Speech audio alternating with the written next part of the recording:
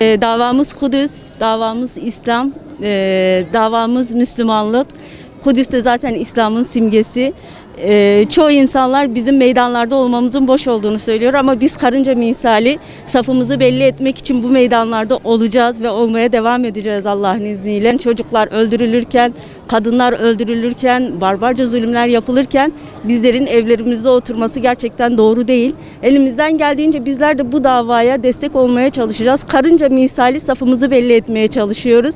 Ne kadar olursa gücümüzün yettiğince gerek boykotlarla gerek meydanlarda olarak her türlü yardım elimizden gelen ne varsa onu yapmaya çalışacağız inşallah. Oradaki zulüm hani boykot diyoruz öncelikle. Boykotun boş olduğunu söylüyorlar. Ancak boykot boş değil. Biz onların maddi gücünü bitirirsek inşallah onlar da bu alanda ilerleyemeyecekler.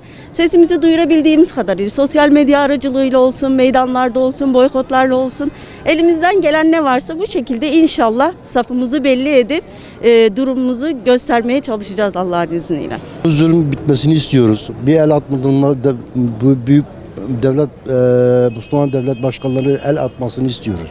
Yeter artık. Bu insanlar ölmesin. Yazıktır bu çocuklara.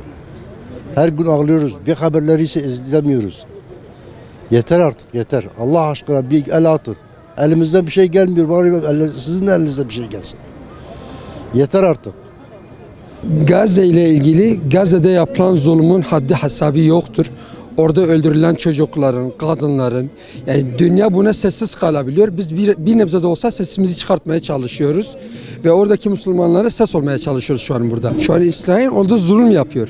Müslümanları katlediyor, çocukları katlediyor, kadınları katlediyor. Yani orada yaptığı zulmün haddi hesabı yok. İslam ülkelerinin liderlerinin bir an önce İsrail ile olan bütün ilişkilerini kesmelerini istiyoruz. Bütün ilişkiler kesilmeli. Bütün her şeyde, bütün platformlarda Müslümanların sesi olmalı. Zulüm sona ermeli, evet. Zulüm Filistin özgürleşmeyeceğe kadar biz hep meydanlarda olacağız. Hep sokaklarda olacağız ve her zaman boykot yapacağız. Elimizden geleni yapmaya çalışacağız. Şu anda orada bir katliam vardır. Orada bir zulüm vardır ve bu zulümün bitmesi için gerçekten biz yetkililerimize sesleniyoruz. Çoluk çocuk hepsi katliam içerisindeler ve bu bizim canımızı çok acıtıyor. Elimizden geleni yapmak zorundayız. Bir Müslüman olarak, hatta bir insani olarak yapmak zorundayız. Gazze ümmetin kanayan bir yarası şu anda. Maalesef 3 ayı geçti. İsrail her türlü vahşeti zulmü yapmaktadır. Ve İslam alemi bunu seyretmektedir. Çok acı bir tablo. İslam ümmetinin liderlerinden şunu bekliyoruz. Bir an evvel bu zulme el atmaları, bu zulmü durdurmalarını istiyoruz.